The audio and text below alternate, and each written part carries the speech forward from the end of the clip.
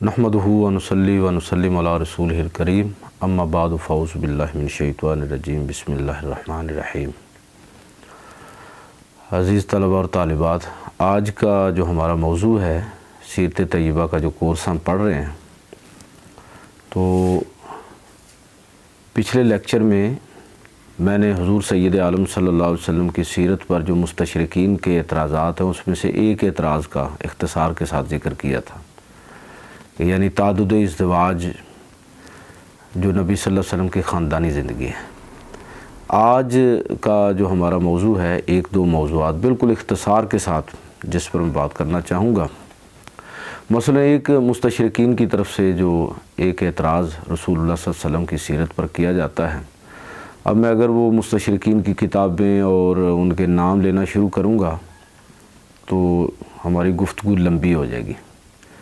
मैं सिर्फ़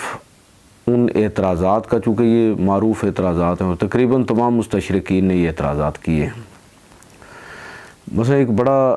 बुनियादी एतराज़ वो ये करते हैं और ये साबित करने की कोशिश करते हैं कि माज़अल्लाह इस्लाम तलवार के ज़ोर से फैला है और रसूलुल्लाह सल्लल्लाहु अलैहि वसल्लम पर तशद्दुद पसंदी का इल्ज़ाम आयद करते हैं। तो मैं समझता हूँ कि जो इस्लाम का तसव्वुर जिहाद है और रसूलुल्लाह सल्लल्लाहु अलैहि वसल्लम की जो जिहादी ज़िंदगी है उसका अगर हम जायज़ा लें तो उसमें तीन पहलू हैं बिलखुसूस जिस पर वो सवालात उठाते हैं। एक तो ये कि इस्लाम का जो तसव्वुर जिहाद है उस हवाले से, फिर ये कि नबी करीम सल्लल्लाहु अलैहि वसल्लम के 87 ग़ज़वात व सराया आपने मुनज़्ज़म फरमाए, जिससे ये तासुर उभरता है कि मदीना के 9 साल 10 साल का जो अरसा बनता है तो ये गोया कि दिन रात जिहाद और ज़बरदस्ती लोगों को दीन को मनवाना। और एक और बात कि जो नबी सल्लल्लाहु अलैहि वसल्लम का सलूक यहूदी सरदारों और ख़ास तौर पर जो यहूदी कबाइल के साथ, इसको भी एक एतराज़ की शक्ल में उठाया जाता है। और फिर जो इस्लाम के तसव्वुर जिहाद के अंदर बिलखुसूस मुशरिकीन मक्का के साथ जो मामला किया गया, तो ये सवाल भी उठाया जाता है। मैं इंशाअल्लाह कोशिश करूँगा कि बिल्कुल मुख्तसर वक्त में बुनियादी निकात आपकी खिदमत में अर्ज़ कर दूँ। एक तो बात ये समझने की ज़रूरत है कि ये जितने भी ग़ज़वात व सराया हैं उनको अच्छी तरह आप कुतुब सीरत से उनका मुताला करें। तो ये खामखा एक बात कह दी जाती है कि 87 ग़ज़वात व सराया नबी सल्लल्लाहु अलैहि वसल्लम की ज़िंदगी में जो हुए हैं, तो वो सारे के सारे गोया कि इस्लाम को तलवार के ज़ोर से ज़बरदस्ती नाफज करने के लिए, अगर आप इन तमाम ग़ज़वात का जायज़ा लें और हमारे अहले इल्म ने इसका जायज़ा लेके बाकायदा उसको मुख्तलिफ़ हिस्सों के अंदर तकसीम किया। मसलन देखें कि बाज़ ग़ज़वात जो हैं वो बिल्कुल दफ़ाई नौइयत के हैं। जिस तरह ग़ज़वा बदर है कि मुशरिकीन मक्का ने हमला किया, मदीना आके मुसलमानों ने दिफा किया। उहद वो लोग हमलावर हुए, मुसलमानों ने अपना दिफा किया। खंदक मुशरिकीन मक्का और बल्कि पूरा अरब जो है वो हमलावर हुआ, रसूलुल्लाह सल्लल्लाहु अलैहि वसल्लम ने दिफा फरमाया। तो बाज़ ग़ज़वात जो हैं वो बिल्कुल दफ़ाई नौइयत के हैं। बाज़ ऐसे ग़ज़वात हैं जो अल्लाह के नबी सल्लल्लाहु अलैहि वसल्लम की जो जासूसी का निज़ाम था, इंटेलिजेंस थी, उसने आपको ख़बर दी कि फ़लाँ फ़लाँ कबाइल हमला करना चाहते हैं, तो आप उनके हमला करने से पहले वहाँ तशरीफ़ ले गए। तो कई ऐसे ग़ज़वात हुए, जिस तरह मसलन ग़ज़वा बनु मुस्तलक का जो वाक़या है, तो वो लोग हमले की तैयारी कर रहे थे कि आपने उनको पहले जा लिया। तो इनको आप कह लीजिए कि इंसदादी नौइयत के ग़ज़वात हैं। इसी तरह बाज़ ग़ज़वात जो हैं वो बिल्कुल ज़िक्र तो हम उनको ग़ज़वात में कर देते हैं, लेकिन वो बिल्कुल दावती नौइयत के हैं। मिसाल के तौर पर अगर आप पूरी सीरत का मुताला करें तो 3 और 4 हिजरी के अंदर 2 बड़े खौफनाक वाक़यात हुए, जिसमें एक मुहिम में नबी सल्लल्लाहु अलैहि वसल्लम ने जब ये नजद के कबाइल की तरफ तबलीगी मिशन रवाना फरमाया, तो उसमें 70 सहाबा जो थे वो एक मुहिम के अंदर शहीद कर दिए गए, जो दावत और तबलीग के लिए गए थे। और उन कबाइल के सरदारों ने बाकायदा नबी सल्लल्लाहु अलैहि वसल्लम से तकाज़ा किया था कि आप हमारी तरफ कुछ मुबल्लिगीन को भेजें। تو دھوکے سے ان لوگوں کو شہید کیا گیا۔ اور 4 ہجری میں ایک اور اسی طرح کا واقعہ پیش آیا جس میں 10 جو ہے وہ صحابہ شہید ہوئے۔ تو یہ یعنی 10 اور 70 یہ کوئی معمولی بات نہیں تھی، اور یہ وہ لوگ تھے کہ جو آپ سمجھ سکتے ہیں کہ ایک داعی اور مبلغ کتنی محنت کے بعد تیار ہوتا ہے۔ ایک عام مسلمان کی جان کی قدر و قیمت بھی بڑی ہے، لیکن ایک ایسا شخص کہ جس کو داعیانہ مشن کے لیے تیار کیا گیا ہو، تو وہ کتنے قیمتی لوگ تھے۔ اور پھر تعداد بھی دیکھیں کہ 10 اور 70 80 لوگ جو ہیں وہ 2 مہمات کے اندر شہید کر دیے گئے دھوکے کے ساتھ۔ اس کے بعد اللہ کے نبی صلی اللہ علیہ وسلم نے یہ اصول اپنا لیا کہ جو آپ دعوتی مہمات بھیجتے ان کو بھی مسلح کر کے بھیجتے تھے، تاکہ مسلمانوں کو دھوکے سے کوئی شہید یا قتل نہ کر سکے، قیدی نہ بنا سکیں۔ تو اس پس منظر میں اس کے بعد یہ 2 واقعات ہونے کے بعد جو آپ صلی اللہ علیہ وسلم نے مہمات روانہ فرمائیں، حالانکہ ان میں سے بہت ساری مہمات جو ہیں وہ دعوتی نوعیت کی تھیں، لیکن چونکہ مجاہدین پوری طرح مسلح بھی تھے، یعنی جو مبلغین ہیں، تو ایسے تاثر پیدا کیا گیا کہ گویا کہ یہ زبردستی لوگوں کو دین کی دعوت دینا اور ان کو زبردستی دین قبول کرنے پر مجبور کرنا، یہ رسول اللہ صلی اللہ علیہ وسلم کی حکمت عملی تھی۔ حالانکہ ایسا نہیں ہے۔ اس کی ایک بڑی مثال آپ دیکھیں کہ جو ہمدان کے قبائل ہیں، یمن کے قبائل ہیں، ان کی طرف نبی کریم صلی اللہ علیہ وسلم نے حضرت خالد بن ولید کو ایک دعوتی مشن دے کر بھیجا۔ یہ لوگ مسلح تھے اور 300 کے لگ بھگ یہ صحابہ کرام تھے، لیکن 6 ماہ کی دعوت اور تبلیغ کے بعد بھی ان میں سے کوئی شخص مسلمان نہیں ہوا۔ تو زبردستی اگر کرتے تو 6 ماہ میں کچھ لوگوں کو مسلمان کر لینا چاہیے تھا۔ 6 ماہ بعد حضرت خالد بن ولید نے خط لکھا رسول اللہ صلی اللہ علیہ وسلم کو کہ اللہ کے رسول،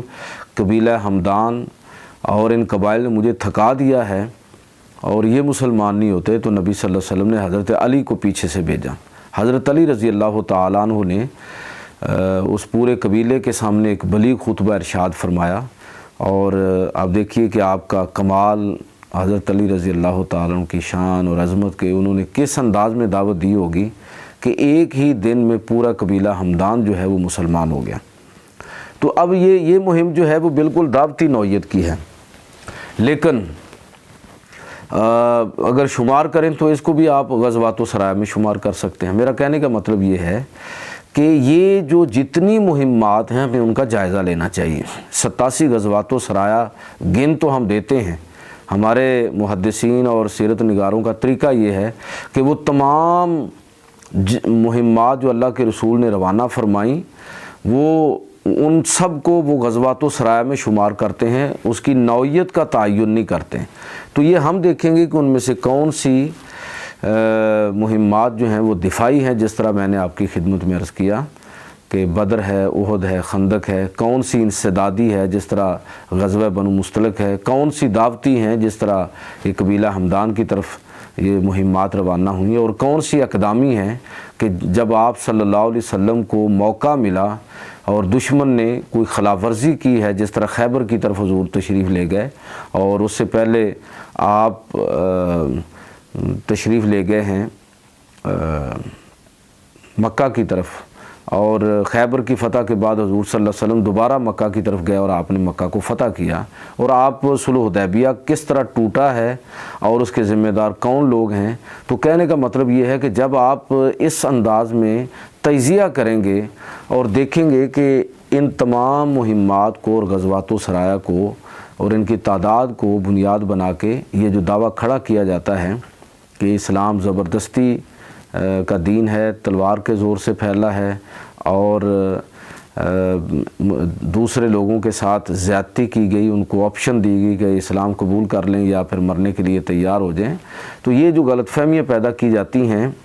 تو اگر اس کا صحیح جائزہ لیا جائے تو خود بخود سمجھ آتی ہے کہ نبی صلی اللہ علیہ وسلم کی ترجیحات میں جنگ نہیں تھی، اسلام نے جنگ برائے امن کا تصور دیا۔ دیکھیں، اگر کوئی مذہب یا تہذیب جنگ کا انکار کرے اور اس کو ایک حقیقت کے طور پر تسلیم نہ کریں تو پھر اس کا انجام وہی ہوتا ہے جو یہ ابھی ہم روس اور یوکرائن کی جنگ میں دیکھ رہے ہیں نا، کہ اسلام نے ایسی کوئی بات نہیں کی۔ یہ غیر حقیقی بات اور غلط بات ہے کہ جنگ نہیں ہونی چاہیے۔ یہ ایک آئیڈیل بات تو آپ کہہ سکتے ہیں، یہ ممکن نہیں ہے، جنگ ہوگی۔ اب اس حقیقت کو تسلیم کرنے کے بعد اسلام اگلی بات یہ کہتا ہے کہ جب جنگ ناگزیر ہے تو پھر ہمیں جنگی اخلاقیات کا کس طرح لحاظ اور خیال کرنا چاہیے۔ آپ ان تمام غزوات و سرایا کے اندر جتنے بھی لوگ قتل ہوئے ہیں ان کی تعداد گن لیں، اور جو شہداء ہیں ان کی تعداد گن لیں۔ بعض لوگوں نے تو ان کی تعداد کوئی 1018 گنی ہے کہ یہ اتنے کل لوگ، تو آپ اس کے نتائج دیکھیں کہ 1018 لوگ شہید ہوئے یا پھر کفار کے لوگ جو مقتول ہوئے، اور اس کے نتیجے میں پورے جزیرہ عرب کے اندر جو امن قائم ہوا اس کو آپ ذہن میں لائیں، اور اس کے مقابلے میں جدید دنیا کے اندر جو جنگی اخلاقیات کی دھجیاں بکھیری گئی ہیں اور جس طرح دنیا کے اندر تباہی لائی گئی ہے، تو اس کا آپ کمپیریزن کریں، خود آپ کو پتہ چلے گا کہ یہ دہشت گردی اور تشدد کا رویہ اسلام کا ہے، پیغمبر اسلام کا ہے، یا یہ مغربی پریپوگنڈا ہے۔ تو یہ ساری چیزیں آپ کو خود بخود سمجھ آ جائیں گی۔ اللہ کے نبی صلی اللہ علیہ وسلم کی اگر آپ ترجیحات آپ دیکھنا چاہیں، اسلام کی ترجیحات دیکھنا چاہیں، تو آپ کو خود سمجھ آئے گی کہ نبی صلی اللہ علیہ وسلم نے جنگ کو ایک ناگزیر آپشن کے طور پر اختیار کیا ہے، اور میں کہتا ہوں کہ اس کی سب سے بڑی دلیل جو ہے وہ میثاق مدینہ ہے، معاہدہ نجران ہے اور صلح حدیبیہ ہے۔ آپ دیکھیں صلح حدیبیہ کی وہ ساری شرائط میں سمجھتا ہوں کہ آپ نے پڑھ رکھی ہوں گی، کہ جن شرائط پر اللہ کے پیغمبر صلی اللہ علیہ وسلم نے مشرکین مکہ کے ساتھ معاہدہ کیا، اور اس کا پس منظر بھی ذرا ذہن میں رکھیں کہ بدر میں مسلمان جیت چکے ہیں، احد میں مسلمانوں کا نقصان ضرور ہوا لیکن دشمن پر دباؤ مسلمانوں کا وہ بعد میں بھی اسی غزوہ کے اندر تعاقب کر کے مسلمانوں نے اپنی حیثیت منوائی، اور خندق میں تو پورے عرب کو مسلمانوں نے، متحدہ عرب کو شکست دی ہے۔ ان ساری کامیابیوں کے باوجود نبی صلی اللہ علیہ وسلم نے صلح حدیبیہ کے موقع پر جو شرائط طے کیں، تو ان شرائط کو آپ پڑھ لیں، اس سے یہی تاثر ابھرتا ہے کہ جیسے ایک کمزور فریق ایک طاقتور فریق کے ساتھ صلح کر رہا ہے، اور مسلمانوں کی حیثیت ایک کمزور فریق کی ہے، جبکہ عملاً ایسا نہیں تھا۔ کمزور پوزیشن میں تو مشرکین مکہ تھے، لیکن نبی صلی اللہ علیہ وسلم نے محض امن کو موقع دینے کے لیے آپ نے ایسی شرائط قبول کر لی جس سے مسلمانوں کے دب کر صلح کرنے کا جو ایک تاثر پیدا ہوتا تھا۔ اور آپ دیکھ لیں کہ صحابہ کرام بعض تو ان شرائط کی وجہ سے ایک بڑا ان کو تحفظات ان کو پیدا ہوئے۔ حضرت عمر رضی اللہ تعالیٰ عنہ نے تو ان شرائط کو جب دیکھا تو واضح طور پر فرمایا کہ اللہ کے رسول، کیا آپ حق پر نہیں ہیں؟ کیا آپ اللہ کے سچے نبی نہیں ہیں؟ تو آپ نے فرمایا کہ عمر بالکل ایسے ہی ہے۔ تو کہنے کا مطلب یہ تھا کہ آپ ان شرائط پر ان کے ساتھ صلح کر رہے ہیں۔ تو میرا کہنے کا مطلب یہ ہے کہ یہ جو تاثر دنیا کے اندر پھیلایا جاتا ہے یہ تاثر بالکل غلط ہے۔ اور دوسرا آپ یہ دیکھیں کہ اسلام کی نظر میں مومن ایمان اسلام کی تعریف کیا ہے۔ ایمان جو ہے وہ جو آپ تعریف کرتے ہیں وہ اقرار باللسان ہے، تصدیق بالقلب ہے اور عمل بالجوارح ہے۔ تین چیزوں کے مجموعے کے نام ایمان ہے۔ تو مجھے آپ یہ دیکھیے بتائیے کہ کیا یہ اسلام ایسے لوگوں کو مومن بنانا چاہ رہا ہے کہ جو اندر سے مسلمان نہ ہو؟ تلوار سے آپ لوگوں کی گردن تو جھکا لیں گے لیکن ان کا دل کیسے صاف ہوگا؟ تو اسلام دل کی بات پہلے کرتا ہے، دل صاف نہیں ہوگا تو بندہ منافق ہوگا۔ تو اسلام لوگوں کو منافق نہیں بنانا چاہتا، ان کو پکا مومن بنانا چاہتا ہے، اور یہ اس کے سوا ممکن نہیں ہے کہ آپ تلوار نہیں بلکہ لوگوں کے دماغ اور دل کو مطمئن کریں۔ اور اسلام جیسے ایمان کی اور دین کی بات کرتا ہے اس میں اطمینان قلب جو ہے اقرار باللسان کے ساتھ وہ انتہائی ضروری ہے، اس کے بغیر کوئی ایمان اللہ اور اللہ کے رسول کے قابل قبول نہیں ہے۔ تو یہ تو اسلام کی بنیادی فکر کے خلاف ہے کہ لوگوں کی گردنیں جھکا دی جائیں، زبردستی ان سے بات منوائی جائے۔ یہ تو لوگوں کو منافق بنانے والی بات ہے نا، زبردستی۔ جب تک وہ دل سے اس کو قبول نہیں کریں گے تو لہٰذا یہ ساری بحث جو ہے محض ایک پریپوگنڈا ہے۔ اب آگے چلیے کہ یہ جو خاص طور پر مشرکین مکہ کے حوالے سے بات کی جاتی ہے، اور یہ بات کی جاتی ہے کہ اسلام جو ہے وہ لوگوں کو آپشن دیتا تھا کہ اسلام قبول کر لو یا جزیہ دو یا مرنے کے لیے تیار ہو جاؤ۔ تو اس میں میں زیادہ تفصیل میں جائے بغیر صرف اتنا عرض کروں گا کہ یہ جو 3 میں سے ایک آپشن اختیار کرنے کا حکم تھا، یہ عام مشرکین مکہ کے لیے نہیں تھا، یہ بات تھی دیگر حکومتوں ریاستوں کے لیے۔ اور آپ یہ ذہن میں رکھیے کہ یہ وہ دور ہے جب ریاست کا دین ہی لوگوں کا دین ہوتا تھا، بادشاہ کا دین لوگوں کا دین ہوتا تھا، سردار کا دین لوگوں کا دین ہوتا تھا۔ تو اسلام اللہ کے پیغمبر صلی اللہ علیہ وسلم جب تشریف لائے تو یہ لازم تھا کہ یہ لوگوں کو آزادانہ اس چیز کا موقع دیا جائے۔ تو اس کے لیے ضروری ہوا کہ حکومت اور ریاست کا جو جبر تھا اور قبیلے کے سرداروں کا جو جبر تھا، اس جبر کو ہٹا دیا جائے اور لوگوں کو آزادانہ طور پر اپنی رائے قائم کرنے کا موقع دیا جائے۔ اس کے لیے ضروری ہوا کہ نبی صلی اللہ علیہ وسلم روم اور ایران کے خلاف آپ جنگ کے لیے کھڑے ہوئے۔ تو آپ صلی اللہ علیہ وسلم ریاست، کسی زمین پر قبضہ کرنا، یہ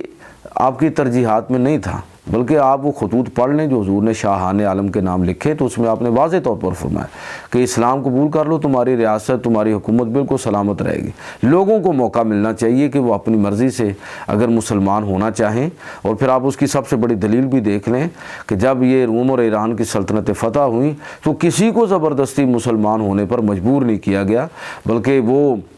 چاہیں تو مسلمان ہو جائیں اور چاہیں تو اپنے دین پر رہتے ہوئے مسلمان ریاست کو ایک ٹیکس جس کو جزیہ کہا جاتا ہے وہ ادا کر دے، بس۔ اس کے علاوہ جبری طور پر لوگوں کو مسلمان کرنا یہ کوئی تصور اسلام میں ہے ہی نہیں۔ جو مشرکین مکہ کے ساتھ معاملہ ہوا تو اس کی میں نے شاید کسی گزشتہ گفتگو میں بات بھی کی تھی کہ وہ اس لیے تھا کہ ان کو یہ تیسری آپشن نہیں دی گئی کہ وہ اسلام قبول کر لیں یا جزیہ دیں یا جنگ کے لیے تیار ہو جائیں۔ ان کو صرف 2، یا وہ اسلام قبول کر لیں اور یا پھر جنگ کے لیے تیار ہو جائیں، مرنے کے لیے تیار۔ ان کے لیے یہ کوئی آپشن نہیں۔ وجہ، اس کی وجہ یہ ہے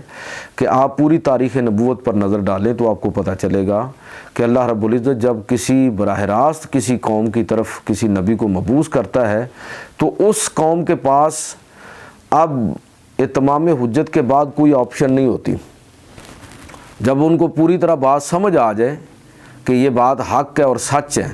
اور انہیں کوئی ابہام نہ رہے تو پھر اللہ تعالیٰ یا تو اس قوم پر عذاب نازل کر کے اس کو ختم کر دیتا ہے یا وہ قوم ہدایت کو قبول کر لیتی ہے۔ ساری قوموں کے ساتھ، تمام امتوں کے ساتھ یہی معاملہ ہوا، اور مشرکین مکہ کو بھی رسول اللہ صلی اللہ علیہ وسلم کے سچا ہونے پر کوئی شک نہیں تھا۔ 40 سال ان کے درمیان آپ صلی اللہ علیہ وسلم رہے ہیں اور 13 سال آپ نے ان کو دعوت دی۔ آپ کے بدترین دشمن بھی یہ سمجھتے تھے کہ اللہ کے پیغمبر صلی اللہ علیہ وسلم اپنی دعوت میں، اپنی بات میں بالکل سچے اور حق پر ہیں۔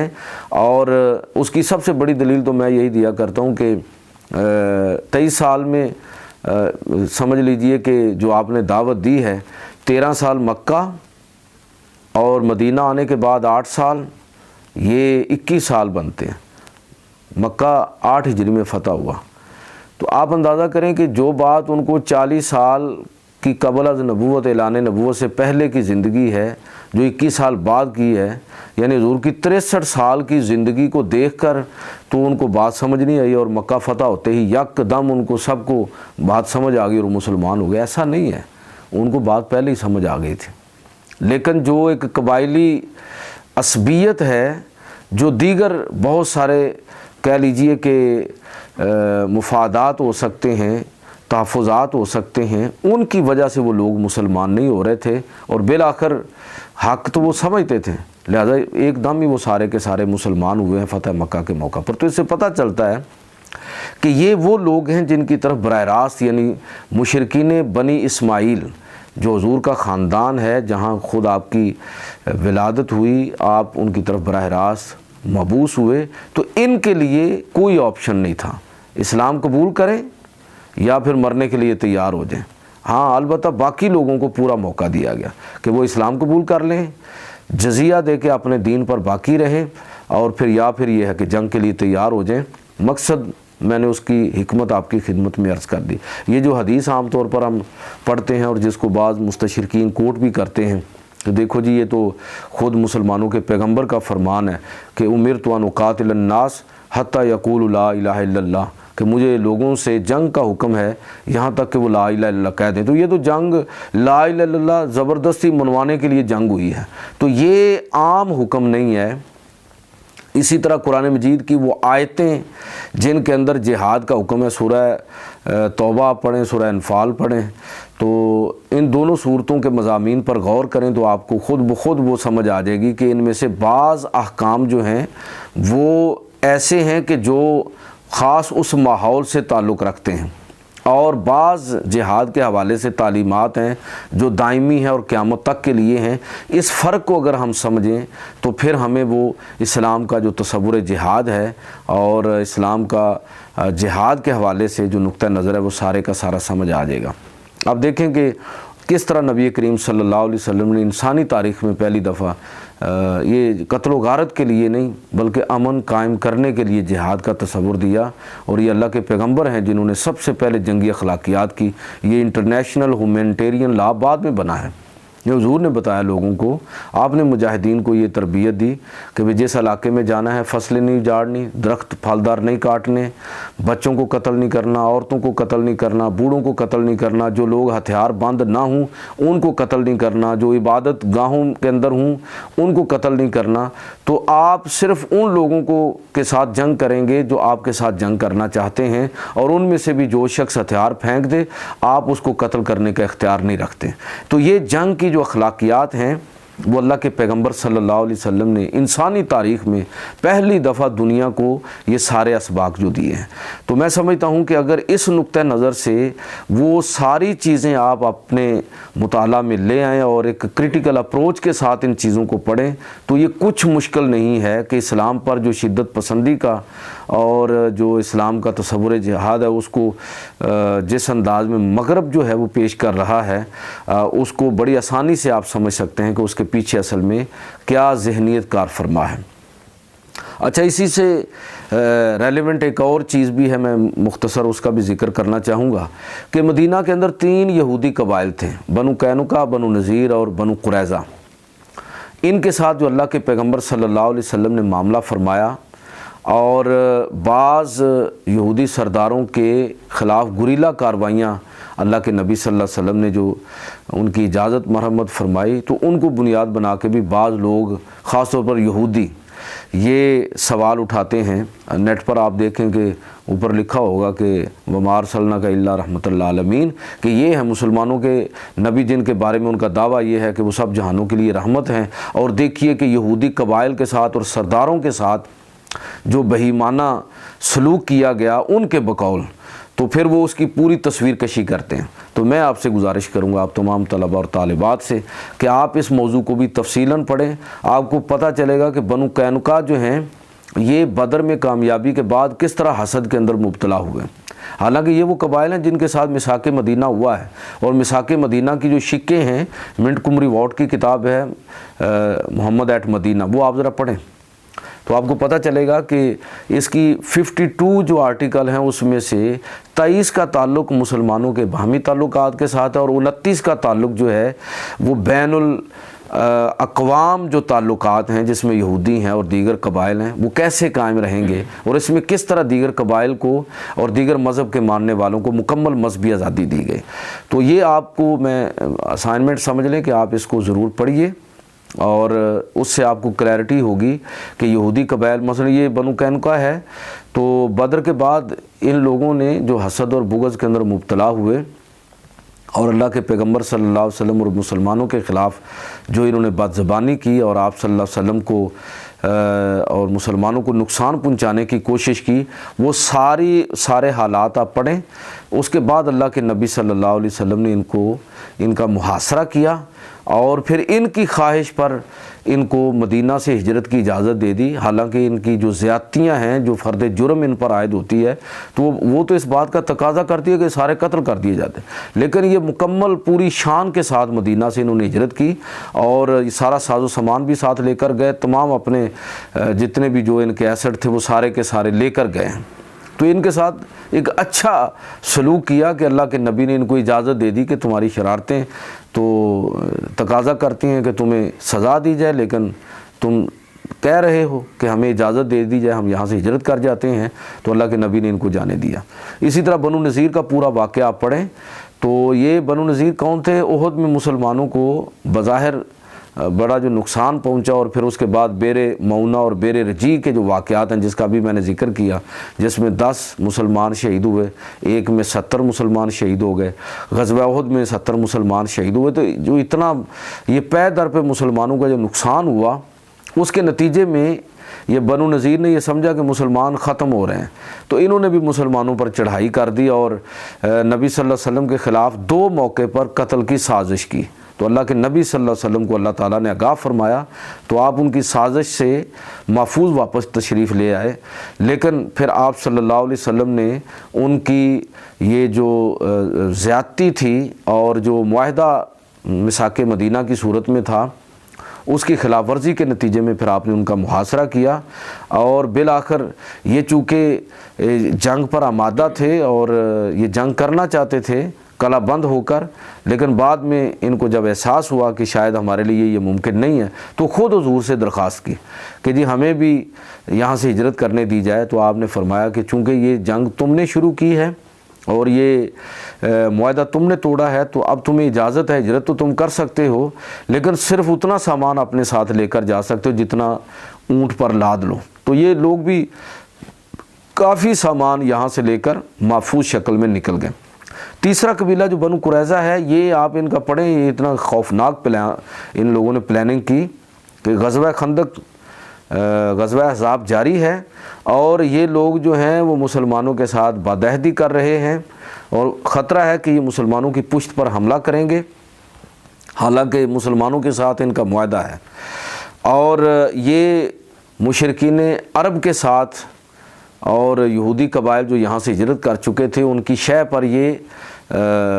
مسلمانوں کے دشمن کے ساتھ ملے ہوئے ہیں،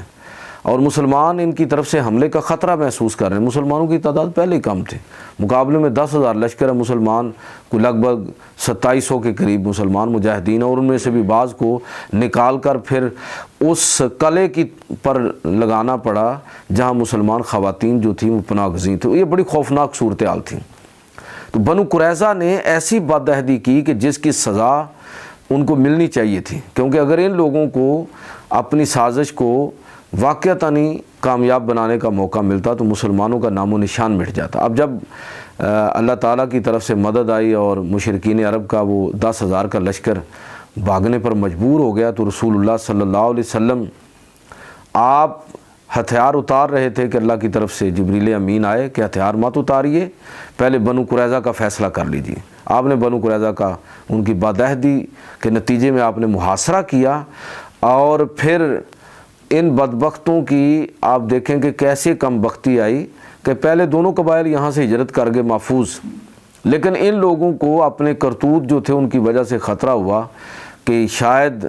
یہ ہمیں معاف نہیں کریں گے، تو انہوں نے اپنے پرانے حلیف حضرت سعد بن معاذ جو ہجرت مدینہ سے پہلے ان کے حلیف تھے اور بعد میں ظاہر ہے کہ وہ مسلمان ہوئے، اور ان کو انہوں نے کہا جی یہ ہمارا فیصلہ کریں۔ نبی صلی اللہ علیہ وسلم کو حکم بنانے کی بجائے سعد بن معاذ کو حکم بنا لیا۔ نبی صلی اللہ علیہ وسلم تو بہت ممکن تھا کہ ان کو معاف کر دیتے، تو سعد بن معاذ نے ان سے کہا، چونکہ وہ ان کی کتاب اور ان کے علم سے بھی واقف تھے، ان کی مذہبی تعلیمات، انہوں نے کہا کہ میں وہی فیصلہ کروں گا جو تمہارے اپنے مذہب کے مطابق ہے، جو تم میں سے جو بھی لوگ جنگ کرنے کے قابل ہیں وہ سارے قتل کیے جائیں گے، تمہاری عورتیں اور تمہارے بچے جو ہیں وہ غلام بنائے جائیں گے، اور تمہارے اموال جو ہیں وہ مسلمانوں کے اندر تقسیم کیے جائیں گے۔ تو یہ سخت ترین فیصلہ جو ہے، واقعی یہ سخت فیصلہ ہے، بظاہر بڑا سخت فیصلہ نظر آتا ہے، لیکن آپ ان جرائم کا ذرا تصور کریں جس کا ارتکاب اس قبیلے نے کیا، اور اگر یہ اپنی سازش میں کامیاب ہوتا تو مدینہ کی ریاست ختم ہو جاتی اور مسلمانوں کا نام و نشان مٹ جاتا۔ اگر وہ ساری فرد جرم آپ سامنے رکھیں تو پھر جو ان کے بارے میں فیصلہ کیا، اور فیصلہ بھی اللہ کے رسول نے نہیں کیا، خود ان کی خواہش پر حضرت سعد بن معاذ رضی اللہ تعالیٰ نے یہ فیصلہ کیا، تو جو ان کے ساتھ ہوا یہ واقعتاً کسی کو مستحق تھے۔ اور سب سے بڑی جو قتل و غارت ہوئی یعنی رسول اللہ صلی اللہ علیہ وسلم کی حیات طیبہ میں وہ یہی تھی کہ تقریباً 750 یہودی جو تھے وہ خندق کے اندر ڈال کے قتل کر دیے گئے، اس لیے کہ ان کا جرم اتنا بڑا تھا کہ جس کی سزا جو ہے یقیناً قانوناً اصولاً اور مذہب کے نقطہ نظر سے یہی تھی جو اس دور میں ان لوگوں کو دی گئی۔ اچھا، اور اسی طرح بعض یہودی سرداروں کے بارے میں بات کی جاتی ہے، مثلا یہ کعب بن اشرف، اسیر بن رزام، ابو رافع، اسماء بنت مروان اور ابو افق وغیرہ، یہ یہودی سردار ہیں، اور ایک خاتون بھی ہے جس کو رسول اللہ صلی اللہ علیہ وسلم نے خفیہ کارروائیوں کے ذریعے قتل کروایا۔ میں آپ کو سجیسٹ کروں گا کہ اس کی تفصیلات کا شاید موقع نہ ہو، تو میں آپ سے گزارش کروں گا کہ ایک تو سیرت کی کتابوں سے آپ پڑھ لیں، دوسرا میری کتاب جو متون حدیث پر جدید ذہن کے اشکالات ہیں، اس کا ایک پورا چیپٹر اسی موضوع پر ہے، تو اس لیے میں اس کی ڈیٹیل میں نہیں جاؤں گا، بلکہ آپ سے درخواست کروں گا کہ آپ وہ متعلقہ مقامات پڑھ لیں۔ آپ کو خود پتہ چلے گا کہ یہ یہودی سردار جو تھے، یہودی قبائل کی طرح یہ بھی میثاق مدینہ کے پابند تھے، اسلامی ریاست کے شہری تھے، اس کا حصہ تھے۔ اب اس قانون کو توڑنے کے نتیجے میں آپ آج کی مہذب دنیا میں دیکھیں کہ اگر کوئی فرد ریاست کے خلاف بغاوت کرے تو اس کی سزا کیا ہے۔ اللہ کے نبی نے تو یہ مہربانی فرمائی کہ آپ نے افراد کے خلاف جو ہے وہ کارروائی کا حکم دیا، پوری قوم کے خلاف کارروائی کا حکم نہیں دیا، یعنی سرداروں کے خلاف طریقہ تو یہ تھا اس دور کے اصول کے مطابق کہ اگر کوئی قبیلے کا سردار جو ہے وہ ایسی حرکت کرے تو پورے قبیلے کو اس کی سزا دی جائے، لیکن نبی صلی اللہ علیہ وسلم نے ایسا کرنے کی بجائے یہ کعب بن اشرف جو تھا، یہ بدر کی شکست کے بعد جس طرح اس نے نوحہ پڑھا ہے، اہل مکہ کو ابھارا ہے، وہ سارا آپ پڑھ کے دیکھ لیں۔ یہ اسماء بنت مروان جو خاتون تھی، اس نے جو کچھ مسلمانوں کے بارے میں شاعری کے ذریعے جو مسلمانوں کے بارے میں ایک ماحول کریٹ کیا اور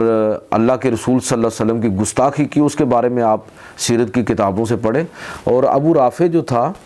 سلام ابن ابی الحقیق، جو خیبر میں جا کے آباد ہو گیا تھا، تو آپ اس کے بارے میں پڑھیں تو یہودیوں نے اور ابو رافع نے خاص طور پر یہ باقاعدہ غزوہ خندق کو جو جتنے بھی اس کے اخراجات تھے اس کو پورا کرنے کی ذمہ داری جن لوگوں نے لی وہ یہودیوں نے لی تھی، اور اس میں یہ ابو رافع جو ہے وہ بہت بڑا یہ تاجر تھا، امیر کبیر آدمی تھا، اور اس نے بڑی انویسٹمنٹ کی۔ تو آپ مجھے یہ بتائیے کہ وہ شخص جو ریاست کے خلاف نہ صرف یہ ہے کہ بغاوت کا مرتکب ہو، بلکہ وہ باغی فوجوں کی یا دشمن کی حمایت اور ان کے لیے اسلحہ خریدے اور ان کو سارا ان کی ضروریات کی ذمہ داری اٹھائے، تو اس کے خلاف کیا ایکشن ہونا چاہیے تھا۔ تو جتنے بھی یہودی سردار ہیں ان کے خلاف اللہ کے رسول صلی اللہ علیہ وسلم نے اسی انداز میں گریلا کارروائیاں کروا کے ان کو ان کے جرم کی سزا دی۔ تو یہ جرائم جو ان لوگوں نے جرائم کیے تھے، اس کے نتیجے میں آپ صلی اللہ علیہ وسلم نے پورے قبیلے اور تمام یہودیوں کو اس کی سزا دینے کی بجائے آپ صلی اللہ علیہ وسلم نے صرف ان خاص لوگوں کے خلاف کارروائی کی، جس طرح کہ آج کے دور میں بھی اگر ریاست کے خلاف کوئی بغاوت کرے اور اسلامی ریاست کے حوالے سے مسائل، بلکہ اسلامی کیا دنیا بھر میں کسی بھی ریاست کے خلاف اگر کوئی فرد اس طرح کی حرکت کرے تو اس کی سزا یعنی بغاوت کے نتیجے میں صرف موت ہی ہے۔ تو یہی سزا جو ہے اللہ کے پیغمبر صلی اللہ علیہ وسلم نے ان یہودی سرداروں کو انفرادی طور پر دی ہے۔ آج کی جو ہماری گفتگو ہے اور ہمارا موضوع ہے، اس میں بس ایک چیز ایڈ کر کے میں آج کا جو لیکچر اس کو ختم کروں گا کہ مستشرقین کی طرف سے ایک اعتراض جو اسلام پر اور پیغمبر اسلام صلی اللہ علیہ وسلم پر کیا جاتا ہے وہ یہ ہے، مثلا یہ کہا جاتا ہے کہ اگر محمد صلی اللہ علیہ وسلم کا دین دنیا پر غالب آ گیا تو دیگر قوموں کو غلام اور لونڈیاں بنا لیا جائے گا، عورتوں کو مسلمان اپنی باندیاں بنا لیں گے، اور غلامی کے حوالے سے عجیب و غریب باتیں کی جاتی ہیں۔ میں اس پر بالکل مختصر صرف اتنا عرض کروں گا کہ اسلام جب آیا تو دنیا میں غلامی کا رواج تھا۔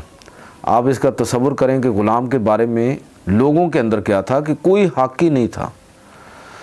اسلام نے وہ حقوق پہلی دفعہ دیے، بہت بڑا یونانی تہذیب جو ہے اس میں بڑا نام ہے ارسطو کا، افلاطون کا، سقراط کا، لیکن ارسطو ہی کہتا ہے کہ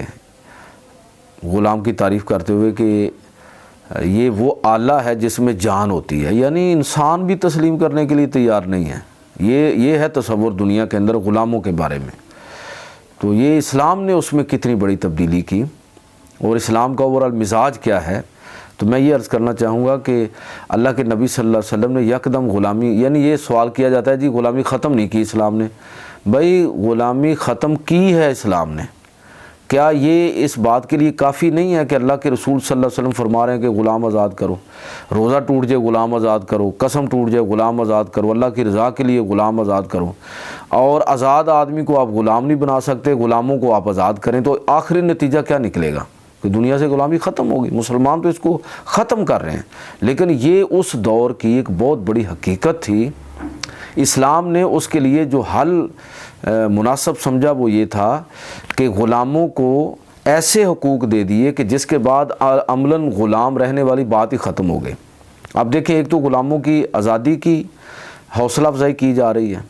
اور دوسری طرف یہ حوصلہ افزائی کی جا رہی ہے، تعلیم دی جا رہی ہے کہ جو خود کھاؤ اپنے غلاموں کو کھلاؤ، اور جو خود پہنو ان کو پہناؤ۔ اور صحابہ کرام نے اس طرح کیا کہ بعض صحابہ کے بارے میں تو آتا ہے کہ انہوں نے اگر 2 چادریں ان کو ملی ہیں تو دونوں چادروں کو یہ نہیں ہے کہ ایک چادر غلام کو دے دی اور ایک خود رکھ لی، نہیں، بلکہ یہ ہے کہ دونوں چادروں کو 2 حصوں کے اندر تقسیم کیا، اور ایک کا کلر اور ہے دوسرے کا اور ہے۔ اور لوگوں نے پوچھا کہ یہ کس طرح کا عجیب و غریب قسم کا لباس ہے، تو انہوں نے کہا کہ ہم اللہ کے رسول کے فرمان کے مطابق جو خود کھاؤ ان کو کھلاؤ اور جو خود پہنو ان کو پہناؤ، تو میں نے یہ مناسب سمجھا۔ ایسی مثالیں آپ کو ملتی ہیں۔ اللہ کے نبی نے غلامی کو گریجولی ختم کیا، اور آپ جو سوشل سائنٹسٹ ہیں وہ اس کی وجوہات کو بہت اچھی طرح سمجھ سکتے ہیں کہ یکدم غلامی ختم کرنے کے جو نتائج آپ دیکھیں امریکہ کے اندر کیا ہوئے کہ غلامی یکدم ایک آرڈر کے ذریعے ختم کی گئی، اور لوگوں کو سب سے بڑا مسئلہ یہ تھا کہ لوگ جن کو آزاد کیا جا رہا ہے وہ آزادی قبول کرنے کے لیے تیار نہیں ہیں۔ تو ان لوگوں کو یہ احساس دلانا کہ آپ آزاد ہو چکے ہیں، آپ اپنی مرضی کے مالک ہیں، آپ کے یہ حقوق ہیں، اس میں ایک مدت لگ گئی۔ تو سماجی سطح پر جب تک آپ لوگوں کو تیار نہیں کریں گے ان کے لیے آزادی بے معنی ہے۔ اللہ کے نبی صلی اللہ علیہ وسلم نے سماجی طور پر لوگوں کو تیار کیا، تربیت کی، غلاموں کی تربیت کی، عام لوگوں کی تربیت کی کہ وہ غلاموں کے ساتھ کس طرح کا سلوک کریں۔ تو یہ اس پر اسلام کو، پیغمبر اسلام صلی اللہ علیہ وسلم کو اپریشیٹ کرنے کی بجائے بدقسمتی سے اس کو بھی منفی انداز میں لیا جاتا ہے۔ تو آپ دیکھیں کہ اس کے نتائج بھی آپ دیکھ لیں کہ خاندان غلامہ کا تصور بھی آپ کو برِ صغیر کے اندر مسلمانوں کے ہاں ہی ملتا ہے نا، کہ اس درجے میں غلاموں کو اہمیت اور پروٹوکول دیا گیا۔ نبی صلی اللہ علیہ وسلم نے اپنے منہ بولے بیٹے، اپنے جو غلام تھے جو تحفے میں آپ کو ملے تھے حضرت خدیجہ رضی اللہ تعالیٰ عنہ کی طرف سے زید بن حارثہ، ان کو آزاد کیا، بیٹا بنایا، اور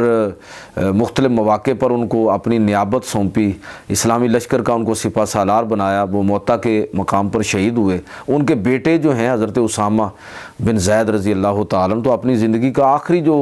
لشکر آپ صلی اللہ علیہ وسلم نے روانہ فرمایا تو اس لشکر کی قیادت اس 17 سالہ نوجوان کو دی، اور آپ اندازہ کریں کہ ان کی قیادت میں کون لوگ ہیں، بڑے بڑے صحابہ ان کی قیادت کے اندر ہیں، ابوبکر صدیق ہیں، عمر فاروق ہیں، عثمان غنی ہیں، علی المرتضیٰ رضی اللہ تعالیٰ عنہ، دیگر بڑے بڑے صحابہ، اور قیادت کون کر رہے ہیں؟ حضرت اسامہ بن زید۔ اور